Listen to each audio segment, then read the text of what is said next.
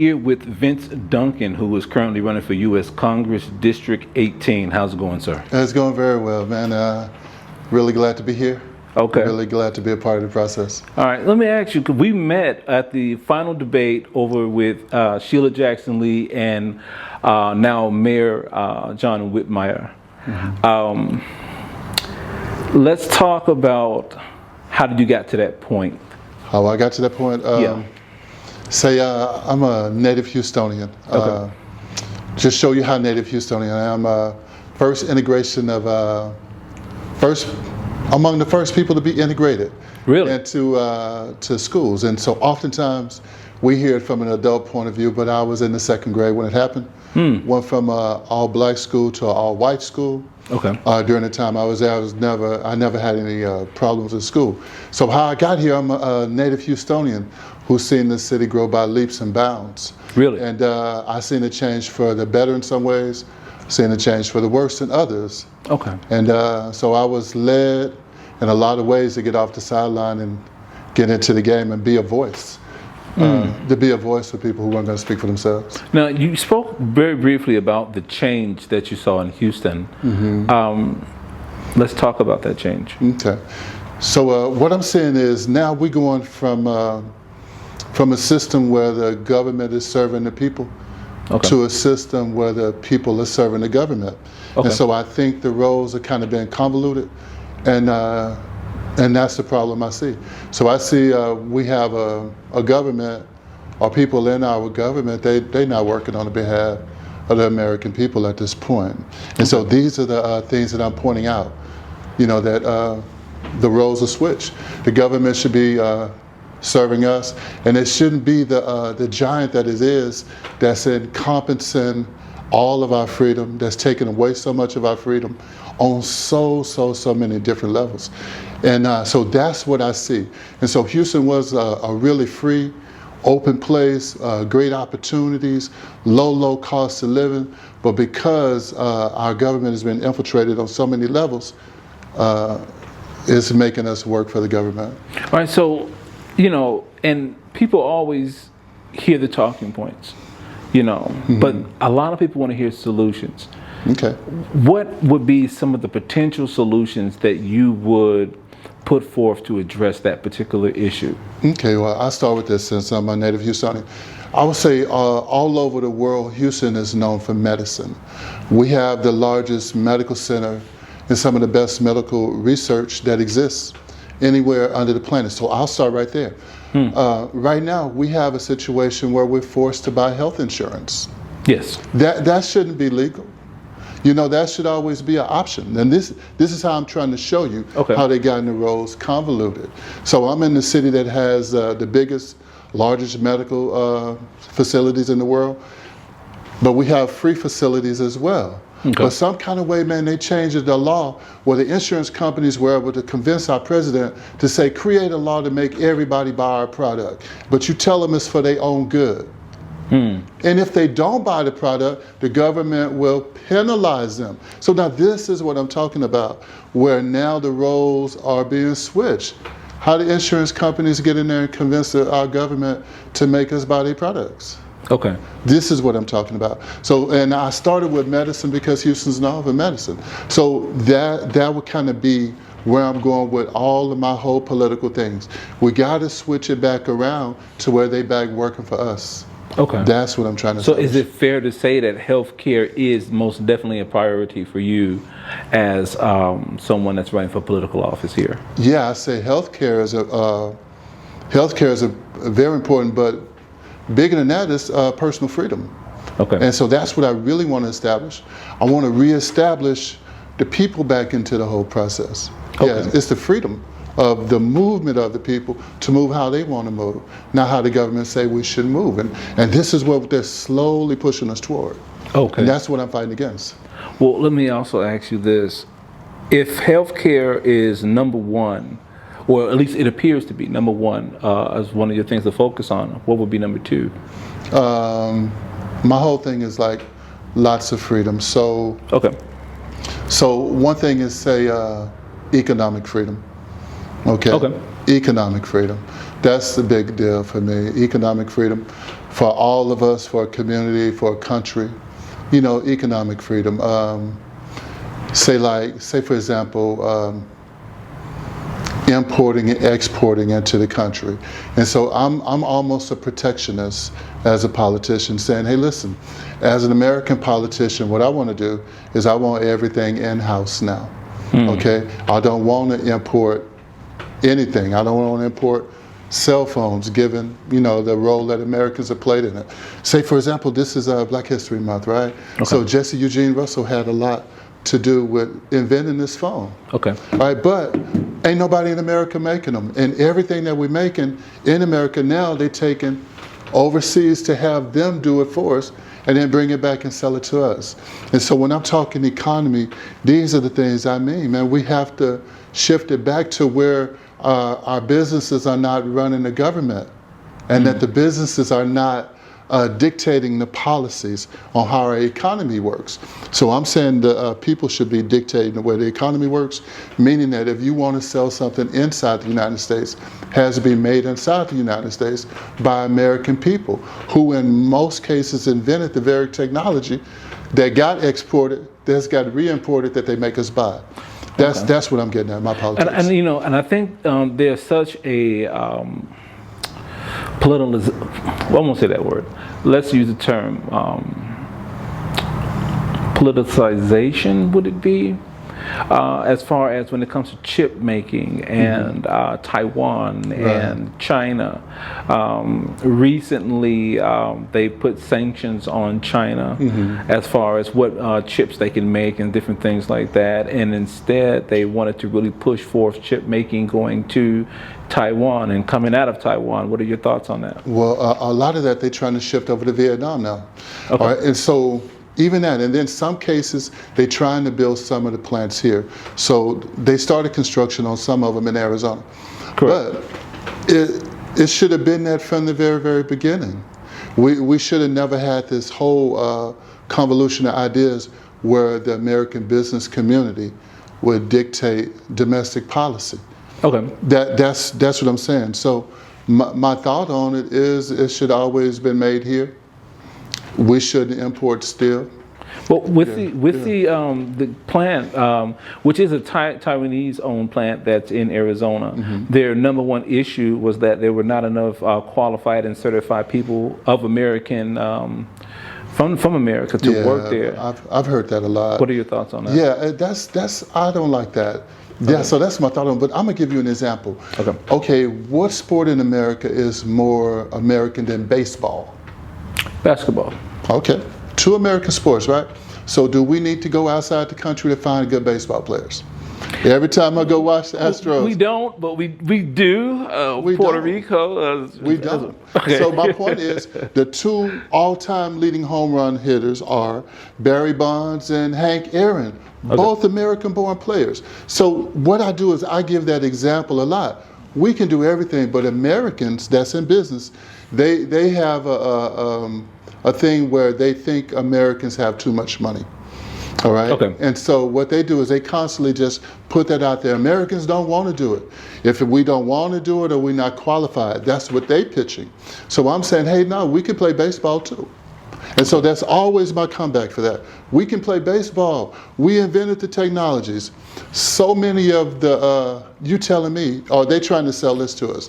They telling us that from Prairie View to MIT to Stanford to Texas Southern, it ain't nobody in American college or school any good. And then I'm seeing people from all over the world doing everything they can to get their kids into American universities. Absolutely. Only for American-based companies to tell us nobody in the country is qualified, so we got to go to South Asia to get you some engineers. We got to go to Puerto Rico to get you some baseball players. We got to go to Czech Republic to get you a basketball player. Now, I don't buy any of it, man. When Mr. Bush was going out of office, some kind of deal he had already made, and when Mr. Obama was coming in, that they were importing 55,000 Filipino nurses. Now, the nursing students at Prairie View are applying for jobs. I'm saying, okay, man, we got kids right down there at the medical center. That's why I use that a lot. We have kids right down at the Texas Medical Center Graduating from Prairie View nursing school, having to put in applications. But you got 55,000 of them that you could find to bring over here. So this is where I'm saying, our whole thing that got shifted now, where the business is leading the country. And I'm saying, no. Politically, we got to get back to the people dictating what we want inside the country. Gotcha. So if you want to run your business, knock yourself out. But if you want to make that, sell that product in America, okay, we'll have quotas on what you can have. So let's say, for example, you want to sell cell phones, right? They said, okay, I tell you what, if you want to sell more than 100,000 cell phones inside the domestic, for the domestic market in the U.S., over 100,000, they got to be made in America. Okay. Yeah. Fair enough. Yeah. That's what I'm saying. I'm going like, but we're not going to let them dictate the policy. Okay. Got to be people-based. So that's what I'm saying. On every level, we have people telling us as Americans we're not good enough, but we're good enough to buy their product.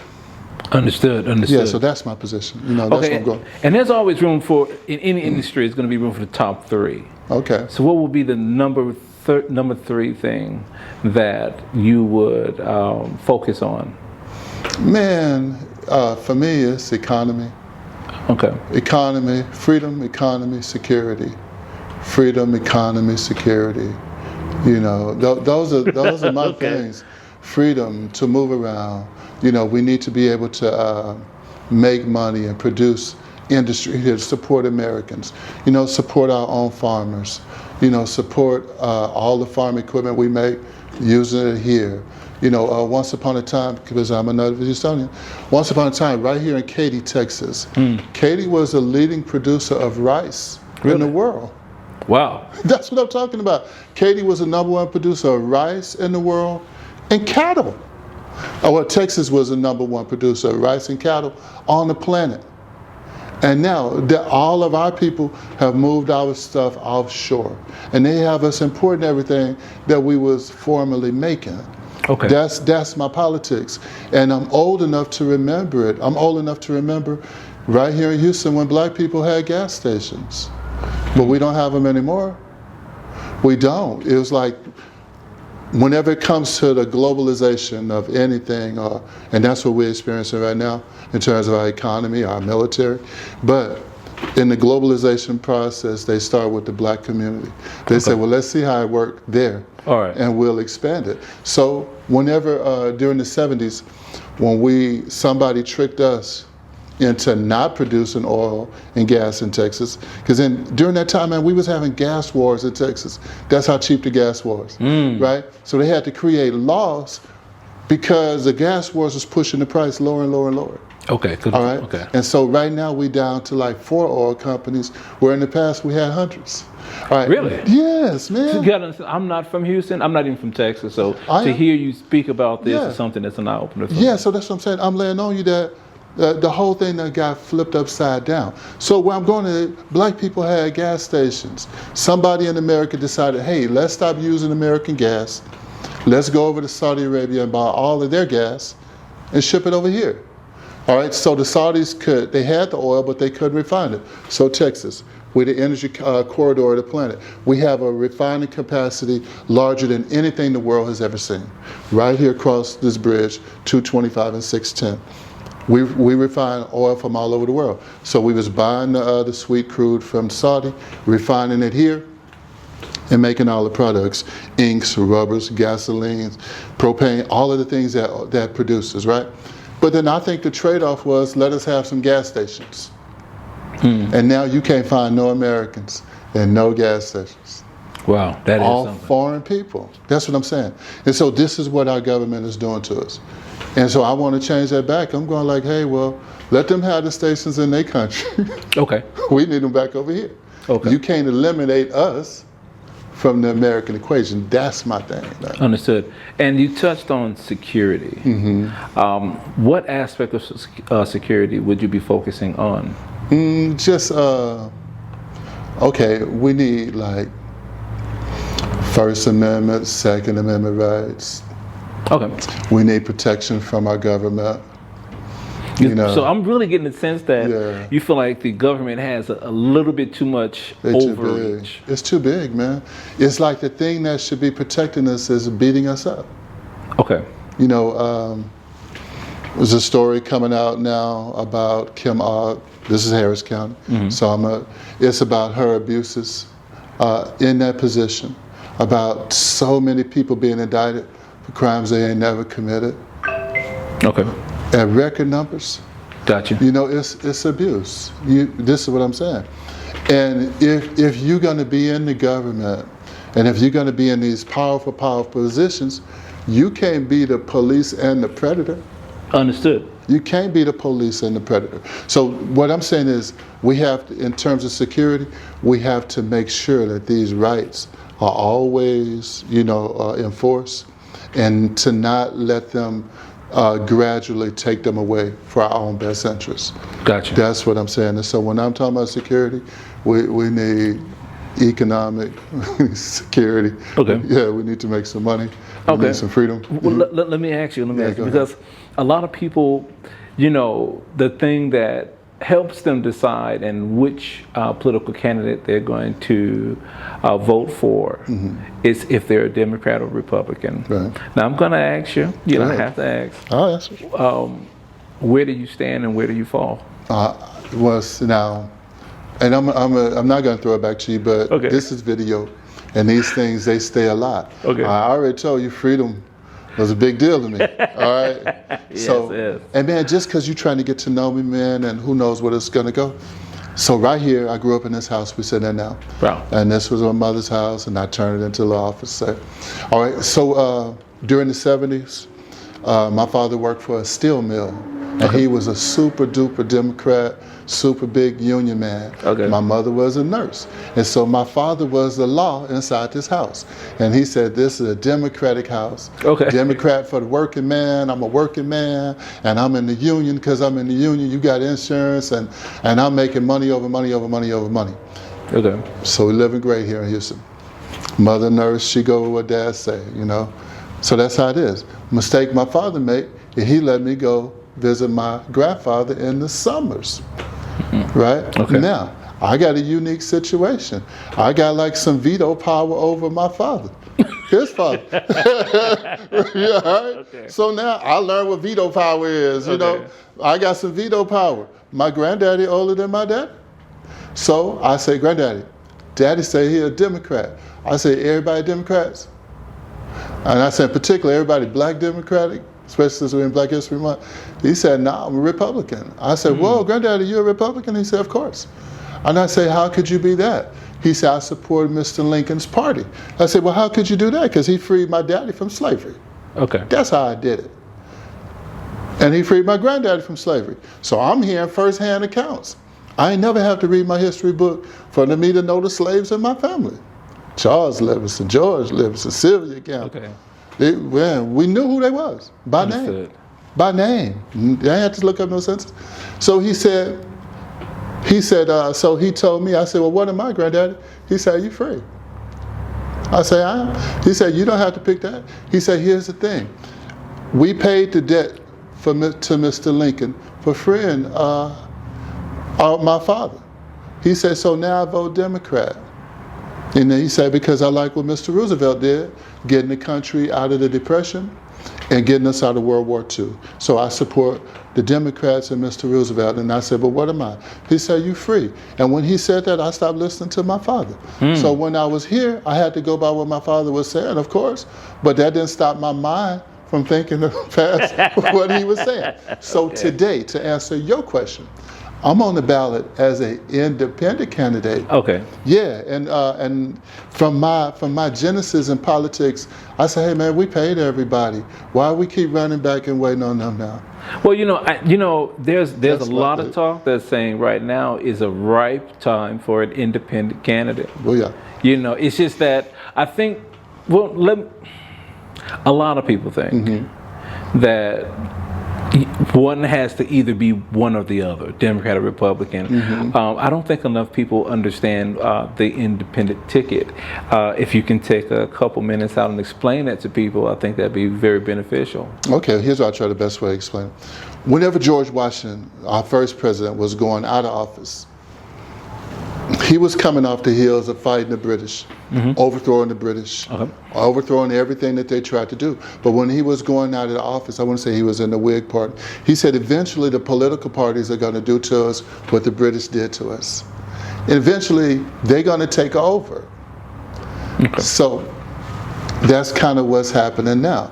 So how they've taken over, they've been able to convince the country over the last few hundred years that you have to have them run the government. Understood. So they have all of the radio stations, all the television stations, most of the magazines, and that kind of thing. They all democratically or Republican owned.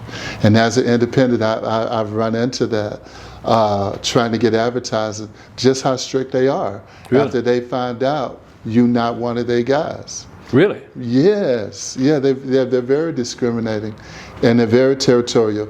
In fact, some kind of way, the Democrats and Republicans, they've infiltrated our government, man. And so they own the presidency, the Supreme Court seats. All of our people go through them first. They don't never come ask the American people. But where I was going with that, for you and your audience, the law never changed. The law stays the same, where the people can nominate who they want. Understood. After I read the law, and I said, man, these people were great at marketing, and they two private companies. Democratic Party, Republican Party, two private companies. And they kind of operate on like a Ponzi scheme. The more people give money, the better. The more candidates, the better, because the money go all the way to the top, then they redistribute it. So what I'm trying to demonstrate to the American people is that the American people are still in charge of the government, that if we don't like what we see, we don't have to go ask them, we ask each other. If you are a United States citizen and you're a registered voter, you are in charge. And I have demonstrated that it's still our government, and that the people still in charge. So for me to get on the ballot, then I collect signatures. I go about and I collect a certain amount of signatures. I earn this place on the ballot. And so what I see right now, I see a lot of people telling me, hey, we copying you, Vince. We saw what you're doing. So I started this in 2014 when I found out that, I could have a say and the people could have a say, and this is how we could do it and have the freedom to move around like we want without the Democratic and Republican, back and forth. Yeah, that whole thing. And so that's they fight. And so what I'm trying to demonstrate to the American people, I'm going like, they don't own our government. Okay. Period. No matter what you think, you still own it. The people I'm talking to, man, they don't go talk to. I'm talking to people at bus stops, people in restaurants, people working all kind of different levels of jobs. Some high, some low, some medium. And I'm saying, hey man, take a look at this platform. And if you want me to demonstrate how powerful you are, you sign this petition and my name goes on the ballot. Then when the Secretary of State puts out the ballot, they say, there go a man that I put on the ballot. This is what I'm demonstrating. So that's my whole thing. I'm going like, hey, I'm demonstrating it, I want to win it, and then we could be the catalyst of doing in politics what social media done to the news. Okay. For so long the news had all those stories, and it was impossible for them to tell all of those stories. If they getting 1 million leads a day, they can't do all. They can't process that many stories. This is true. But the regular people can, and right now the regular people are outpacing them. It's like we getting information faster. Yes. Without them now. And so politically what I'm trying to do is I want to break that stronghold. I want to say, we're taking our government back. Gotcha. Yeah, we're taking our government back from you. You never should have owned it. And you still don't own it. So that's my politics. You don't own our government, and we're taking it back. And what I'm doing is the beginning of chipping away at that. Yeah, so that's my politics, freedom.